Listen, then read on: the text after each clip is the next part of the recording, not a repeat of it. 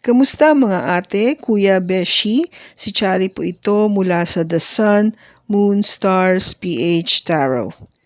Ipapaalam ko lang po na ito po ay isang general read o pangkahalatang pagbabasa at maaring hindi lahat ay magtugma sa inyong sitwasyon. I-check din nyo ang inyong Moon, Rising at Venus sign. Baka doon mas tumugma ang read para sa inyo. At kung ang mensahe ay tama sa inyo, paki-like lang po at mag-subscribe kung hindi pa ninyo ito ginagawa. Okay, mag-umpisa na po tayo. Hello po mga ate, kuya, beshi, kamusta na po kayo? Andito ulit ako si Chari para gumawa ng another reading.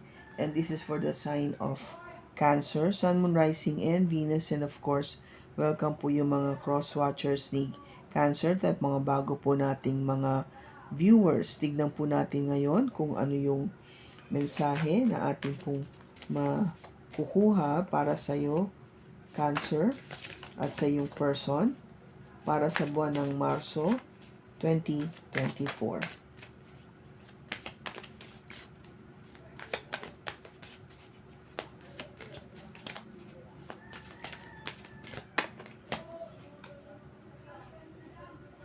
I wish to be like you. Ito para sa iyo, Cancer. And I can't promise you anything. Yan yung sa person mo. Okay?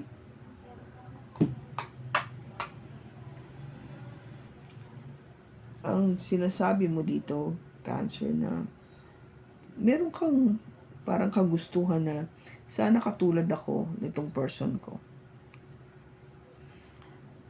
I guess it's something to do with more of an admiration. No? I feel na you are admiring your person so much na you wanted to be like them or her or him. Okay? Parang kung ba nagiging idol mo siya, no? Siya yung tinitingala mo kaya gusto mo maging katulad niya. Which is not bad. Kasi syempre kung achiever itong person mo, bakit hindi, di ba? Gusto mo ring maging ganun. O naknaka ng pagkagwapo-gwapo, pagkaganda-ganda nitong person mo, bakit naman hindi rin na gayahin mo yung kanyang mga beauty rituals, no, na ginagawa? Why not? At something good kasi it would enhance you, no, physically. O sabihin natin na matalino itong person na to. And definitely you wanted to, increase your intelligence, no? You wanted to be like your person na matalino. So, you practice kung gabay yung anong ginagawa nitong tao na to. Mahilig ba siya magbasa? Mahilig siya mag-research? Masipag siya sa pagsusulat? Things like that. That would really stimulate your brain para maging matalino ka. Okay? Your person was saying, I can't promise you anything. Wala akong maipapangako sa'yo. Now, medyo talagang napaka-general nito kasi ito yung sinasabi natin na it could mean something to do with your relationship. I can't promise you anything na baka ano lang tayo, yung level na oo, tayong dalawa, but when it comes to marriage, I cannot promise you anything. Yung baka this person is not into marriage, pero mahal ka niya and happy naman siya that you are in a relationship with him or with her. Ay ganun di ba? Or sabihin natin na meron ka hinihingi, hindi siya makaka-promise na maibibigay niya sa iyo ito. Maybe it's something na kailangan pa niya pag-ipunan para mabili niya, mabigay niya sa iyo.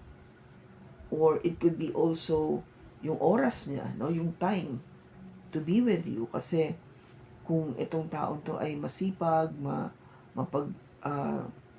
matalino o maraming ginagawa, maraming activities, syempre hindi rin niya mapapromise na baka sabihin natin you wanted maybe a holiday somewhere and your person couldn't promise na pwedeng mangyari yon kasi baka super busy lang siya talaga ngayon. Okay? It could be anything. So, tingnan natin sa tarot.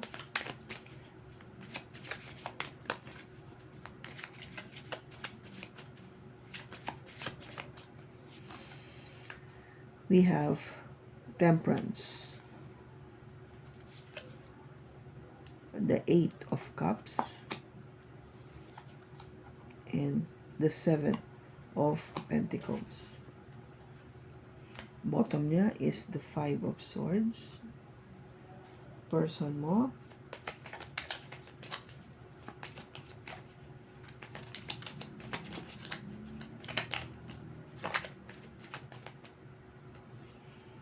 We have the Queen of Swords, the Page of Pentacles, and the Fool.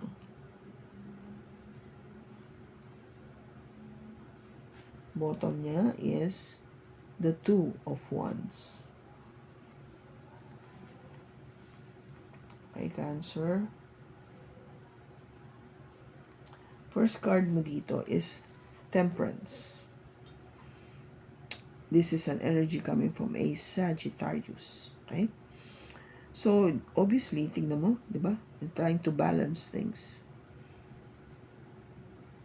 You wanted to be balanced. You wanted to make sure na okay ka, no? Na balanse ka, na yung kung ba, tamang-tama ka lang. You're just right. Perfectly right. No? You are very patient when it comes to this relationship. And you balance yourself by doing what is right, no? Yung kung kasi yung tao dito nag-exercise, so you are really into maybe something physical para nga maging maayos ka physically, no? Hindi ka yung tinatawag natin na nagpariwara o it doesn't care about yung physical outlook, but you do. Kaya nga you take time, or you make effort na for you to look good. Maybe because that's why you wanting to have this parang image na you want to be like your person. Kasi nga sabi ko, kung gwapo to o maganda, ikaw din syempre gusto mong makita niya na ganun ka din, no? Maayos, maganda, gwapo, tamang-tama ang katawan, no? Physically healthy. So you balance yourself, which is good. Now, what this is all about? Yun ang tanong ko dito kasi Eight of Cups, bakit parang may nawala, may umalis? Who left? Did you left? Umalis ka ba? Iniwan mo ba tong relationship na to? Nag-quits ka na ba? Nakipag-split ka na? Umayaw ka na? Bakit? Kasi matagal na kayo Cancer. Matagal na kayo. Panahon na. Yung panahon na ginugol mo dito sa relationship na to ay matagal na. Sabihin taon yung pagsasama nyo.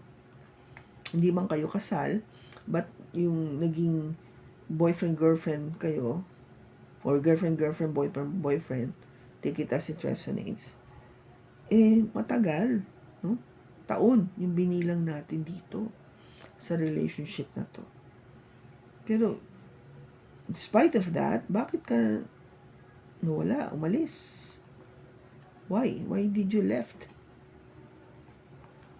What happened?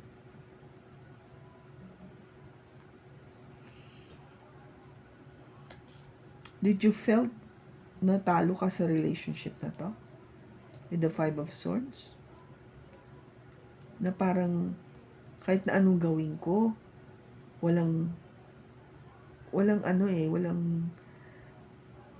you don't feel yung feeling of winning, yung feeling na you have achieved something, no? Pakiramdam mo parang Kahit na anong gawin kong efforts, wala pa rin. Talo pa rin. Kasi kung titignan mo, binigay ko naman lahat eh. But parang hindi ako na-appreciate. Parang hindi pa rin ako nagwagi. Hindi ako successful. Hindi ko nagawa, nakamit yung dapat kong makamit. Dahil, di ba yun, nagsumikap ako eh. Yung typical na resulta na iniisip ko, hindi nangyari sa akin. Kung ba na-disappoint ka lang, Cancer. Okay, so maybe that's one reason why you left. Kahit nasabihin natin matagal na yung relationship. Because maybe you don't feel satisfied at all. Despite the fact that you try your best to be in balance with this person. Maybe the fact na sabi niya, I can't promise you anything. Wala naman ako napapangako sa'yo eh. Kung gaba, you took that risk, you took that gamble, kahit na sinasabi niya na wala akong mapangako sa'yo. Siya man sabi mo, sige lang. But maybe you reach that point of having to realize na, oo nga ba, ano bang iniintay ko dito sa taong to? Eh, hindi naman ito magbibigay ng kaligayahan na hinahanap ko o yung katuparan na minimithi ko sa isang relationship. What about my future? This person doesn't seem to see na andun kami o siya sa future ko. O ako na andun sa future niya. No? I think you come into a realization that I have to move on. I have to change this. Maybe that's why you left. No, umalis ka. Kahit na sabihin natin matagal na kayo. Diba?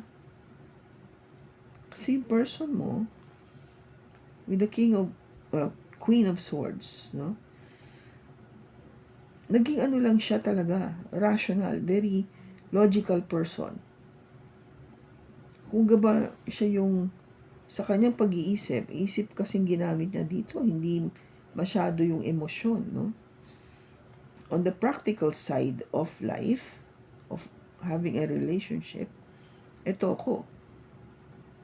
This is what I can provide you, and this is what I cannot provide you. Kung ba, pinakita niya na sa'yo, yung pwede ko ibigay at yung pwedeng hindi ko ibigay, o hindi ko kaya ibigay. Naging honest na siya sa'yo. Sinabi niya na, from the very start, kung ba there will be no expectations anymore. Kasi naging prangka naman siya sa'yo eh, no? Naging prangka siya sa'yo. Maybe you took it na, sige, okay lang ngayon, baka mali mo mabago ko tong taon to. Kasi you know naman, Cancer, talagang matyaga, very patient, mapagmahal, no? Nakasentro talaga sa tao, sa pamilya. So, all the good qualities, no? Maybe I could change this person's mind or heart with my charisma. Pero ano ba ginawa ng tong taong to? Page of Pentacles. Wala. Continue pa rin siya sa kanyang mga endeavors, no? Kanyang pag-aaral, yung kanyang kagustuhan na mas dumami pa yung kanyang kaalaman, o ma-improve yung kanyang career, ma-improve yung kanyang kaperahan. The message that you got, no, from this person is really more of the practical side of life. And with the Fool, this is an energy coming from an Aries.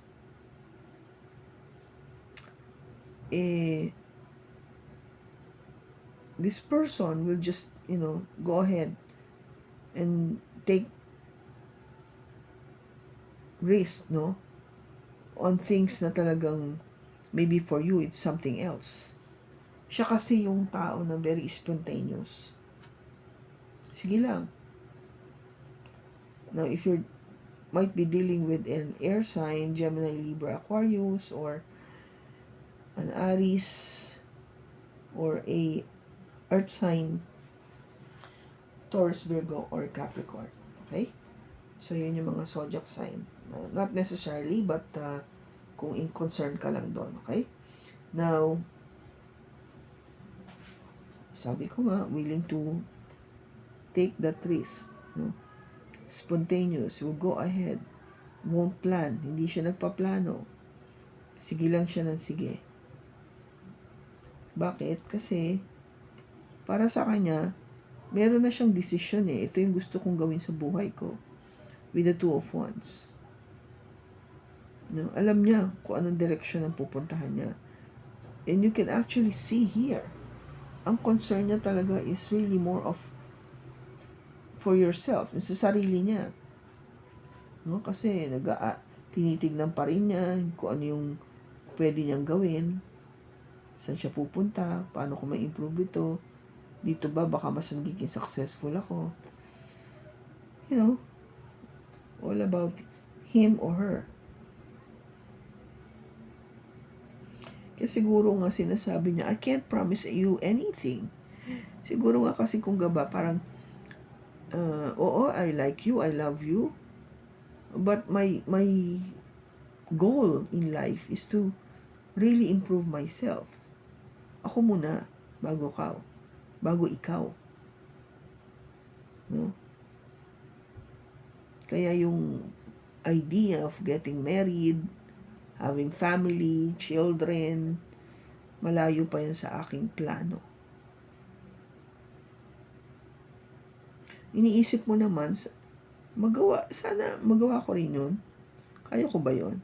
But I think you are thinking of something that is totally opposite of you, Cancer. Kasi hindi ka ganun eh. Ang Cancer is all about family. Diba? Ang iniisip mo palagi yung pamilya mo. Ikaw. Yung small unit nyo, no? Which starts with you and having a family or yung pamilya mo ngayon. You're not like an Aquarius. An Aquarius kasi would think of the whole world. Yung buong mundo iniisip niya. At hindi niya naiisip yung pamilya niya. Ikaw hindi. Totally opposite. Ang iniisip mo muna yung pamilya mo. Yun ang importante sa'yo, yung pamilya mo. Kailangan alagaan mo siya muna mabuti. Bago ibang tao. Ito yung parang buong mundo o yung sarili lang niya ang iniintindi. No? Hindi yung katulad mo. Totally opposite. Okay, so tingnan natin.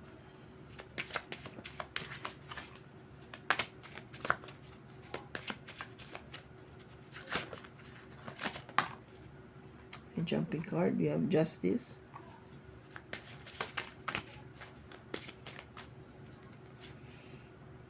The Seven of Swords. And the Two of Cups. Bottom niya is the Three of Wands. And your person,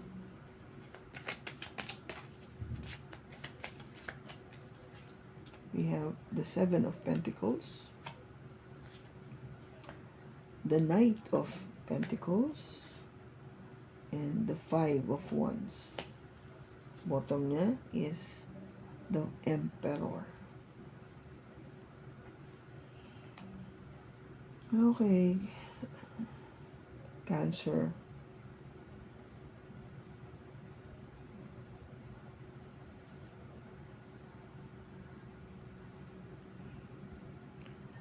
First card mo dito is Justice. You might be dealing with the Libra. Pinag-iisipan mo tong relationship na to. If you're married to this person, you know, pinag-iisipan mo talaga. You're trying to make a very fair judgment pagdating dito. Kasi, parang na-discover mo na meron siyang hindi naging honest. No? Hindi siya nagtapat sa'yo ng katotohanan. With the Seven of Swords na tipong may nilihim, meron siyang ginawa o pinlano na hindi hindi niya na share sa'yo o nasabi. Kaya ikaw, kung ba wala kang kaalam-alam dito, and na ano ka, no? Siyempre, kahit papano, affected ka kasi ganito pala yung pinaplano nito, tapos hindi ako sinasabihan. Siyempre, sasama loob mo, di ba?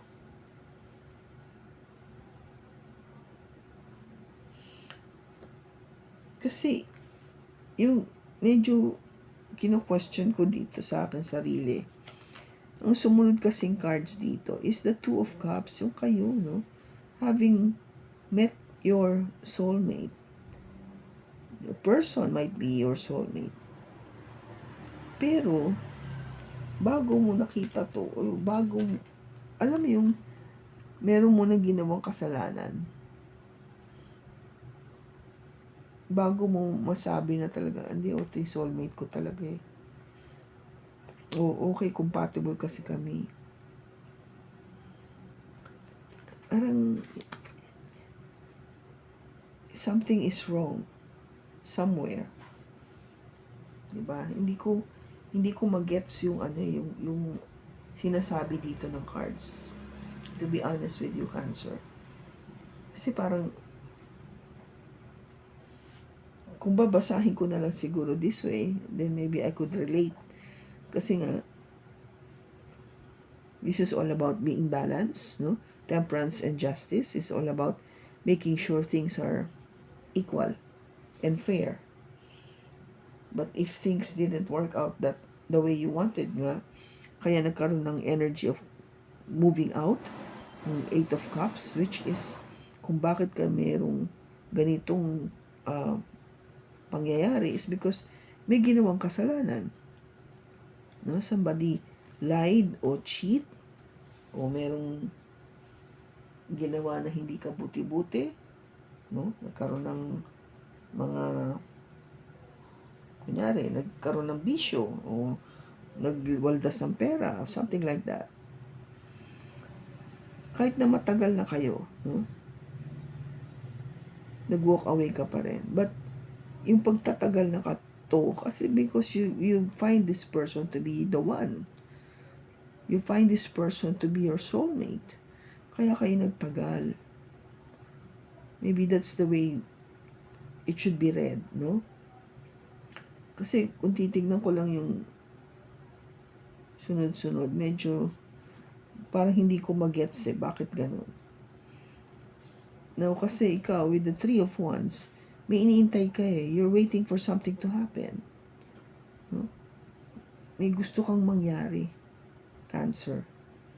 May gusto kang mangyari rito sa relationship nyo. Now, your person, on the other hand, with the Seven of Pentacles, no? Matagal na to. Matagal na yung relationship. The same, no? You're mirroring, nagmi-mirror kayo sa isa't isa.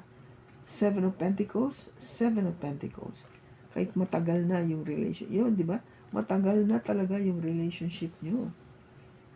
Taon na yung binibilang nyo. Nagtagal naman kayo eh. Yun yung point.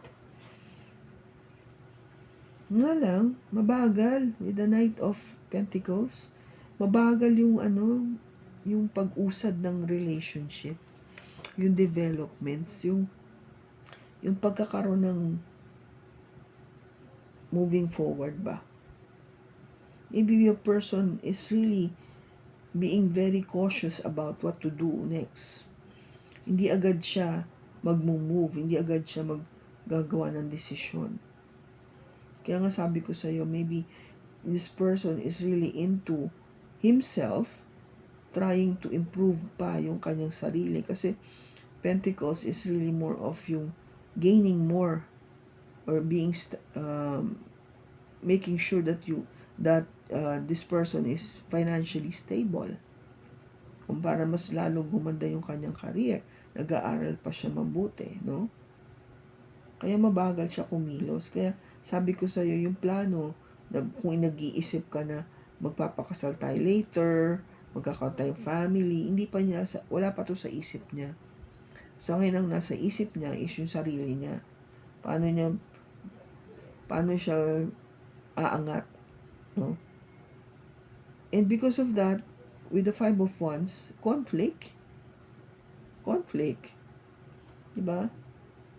Dahil ang bagal niya, ayan tuloy nangyari, nagkaroon ka ng conflict.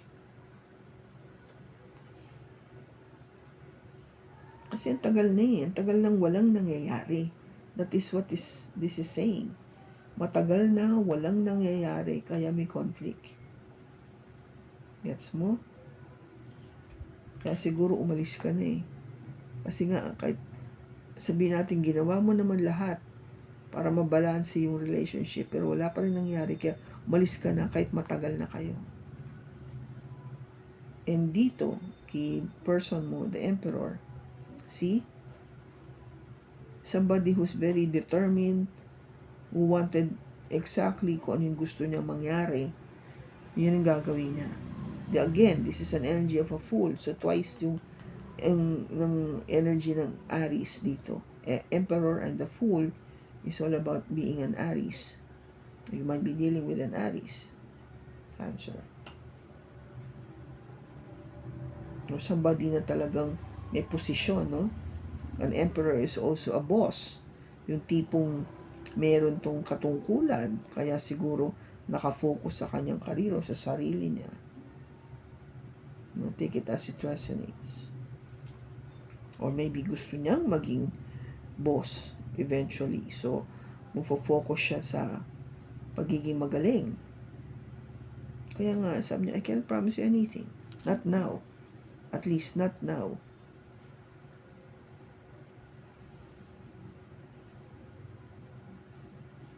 Tingnan natin kung ano yung outcome.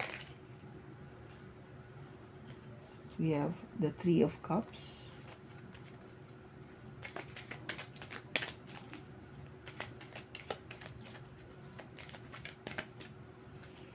We have the Star.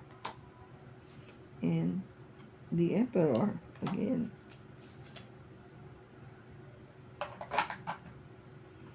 Okay, yung advice sa inyo dito, Cancer, is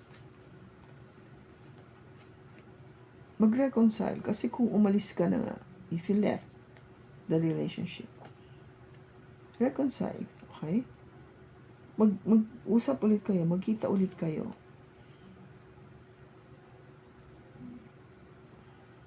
Maybe it's something that it needs to be renewed, no? Para nga maulit muli. Tipong ma-heal yung pain na nagkaroon kayo sa relationship na to. You're praying, wishing na magkaroon ng reconciliation with this Emperor. Ito nga, with your Emperor, no? With your Emperor. This is your person, yung Emperor mo. Or maybe having that yung alpha na qualities of a guy, or even for a female, no? Alpha female, alpha male. Kasi Emperor to eh. So, you are wishing or praying na magkaroon ng reconciliation with your Emperor. Gusto mo pa rin siya, despite na what happened, na tipong wala ka ng mga asahan eh. Gusto mo pa rin siya. I think that is what's happening here, Cancer. Okay, so, bigyan kita ng opportunity to ask any question, Cancer, and dito natin kukunin yung sagot sa cards. Habang sinashuffle ko, I give you time to think. Okay? Isip ka ng question mo. Okay, so ready ka na ba, Cancer? Ang sagot sa question mo ay a yes. Okay, it's a yes. Tingnan natin kung ano pa yung advice para sa iyo, Cancer.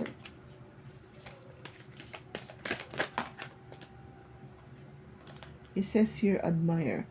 It's time to think of everything that you admire in your partner. Okay. So if you wish to be like yung person mo, if you admire this nga, yung qualities na to, sabihin natin, hindi naman siya ganun kasama eh. Hindi lang niya maipangako sa'yo sa ngayon yung gusto mong mangyari. That is basically it. Kasi nga, nakafocus siya sa sarili niya. Meron kasi siyang goal na gusto niyang matupad. Okay? Meron siyang gusto niyang ma-achieve. And maybe your person is just asking you to please understand where I'm coming from. I cannot do this now. Kasi kung ikaw nag-a-ask ka na ng for marriage, hindi siya makagawa ng proposal kasi hindi pa siya handa. No, hindi siya ready. If you wanted to have a family already, hindi pa rin siya handa to have children. Alam mo, kasi sa ngayon, nakafocus talaga siya sa kanyang ginagawa. Kung ano man itong ginagawa na itong tao mo. Okay? Kaya admirein mo na lang yung fact na yung ginagawa niya lahat para rin naman to sa future niyo eh. Maybe pag handa na siya, yung ready na siya, kasi kita mo, dito yung Knight of Pentacles, this person is really planning everything. Nakaplano naman eh. Nga lang, hindi pa niya gagawin ngayon. As in, gusto mo now? No, hindi now. You have to wait. You have to be patient with this one. Siya lang ang makaka-determine kung kailan. No? Kasi meron nga siyang gino-goal, no? A goal in life na gusto niyang ma-achieve muna. So, ano pa yung para dito? So. Temptation. Think carefully about the situation. Okay?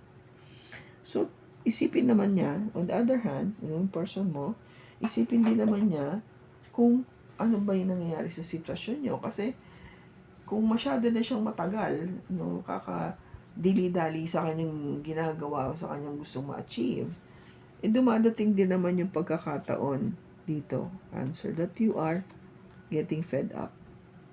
Kaya nga gusto mo nang umalis. Gusto mo nang iwan. Kahit na matagal na kayo. Kasi, hanggang ba parang ang tagal-tagal naman? Ano ba naman? Wala na bang katapusan to? Hanggang kailan ako mag-iintay? I mean, patient ka, no? You're a very patient person. Pero sometimes, natetest yung patience natin kasi nga, yung person mo is not really telling you or showing you anything na may progression. Hanggang ba, ang pakiramdam mo na lang, nag-iintay ka. Ganun. Okay? So, I hope kung kanino mang Cancer ito, na nakuha natin yung energy, nakatulong ako sa'yo. Maraming salamat sa pagsama mo sa akin sa pagbasa na ito. Sa susunod po muli, ingat ka and God bless.